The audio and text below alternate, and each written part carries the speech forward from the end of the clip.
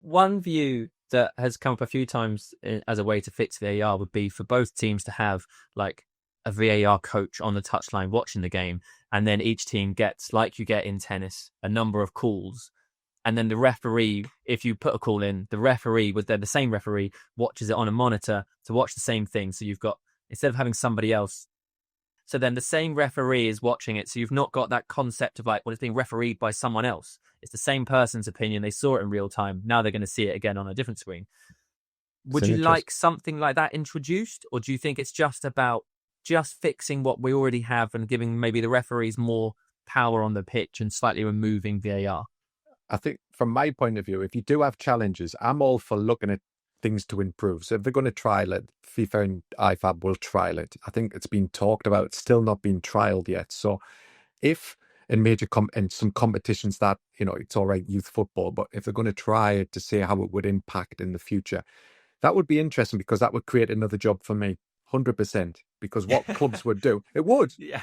All Yeah. clubs would do, instead of having a set piece coach, they're going to have now a coach sitting or being mic'd up to the coach. Because, for example, if I've got a challenge and I'm working for a club and I don't believe it's a challenge because I know that it won't be overturned, but the coach thinks he's going to do it, then I'm going to say to him, don't do it. He's going to rely on some ex-referees to make them decisions for him. Is he going to challenge it or not?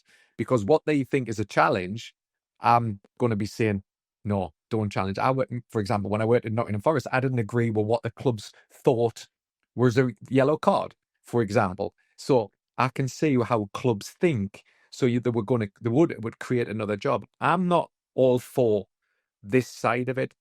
I think there's one simple solution from refereeing side, and what I believe can help the game is strip VAR back at the moment, back to a minimal. So you're going to go, I'm only going to bring it in. We've got the technology for ball over the line, which works perfectly well.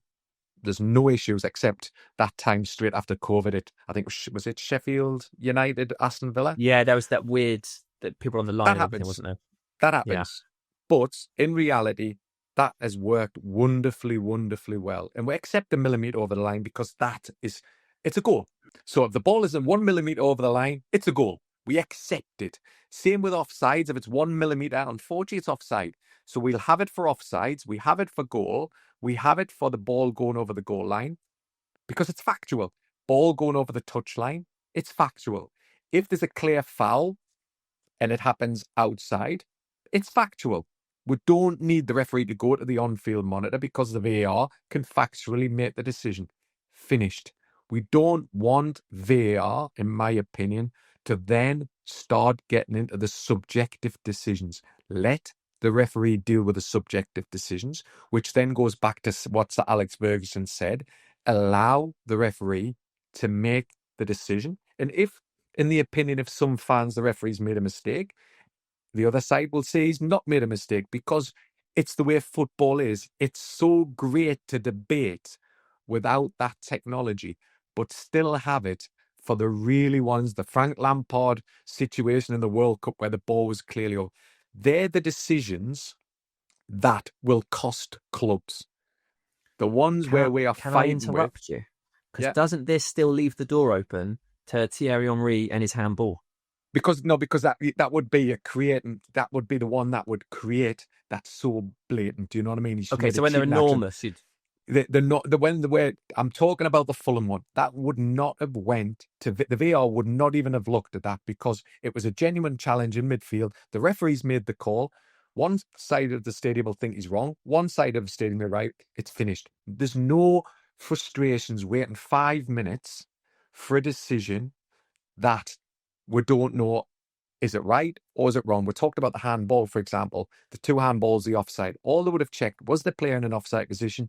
No, therefore it's a handball. Finished. The referee give the handball, therefore the discussion is it offside or not? No, let's go.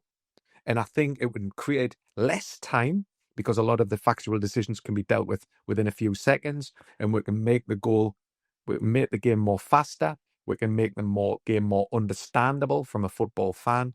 And that's where I want to see it at. I want to get back to, I think what, Kieran said about cricket. We know when the umpire's going to come in and when the umpire's not going to come in. And football at the moment, we don't know when the VAR is going to get involved. And I think that's where the frustration lies.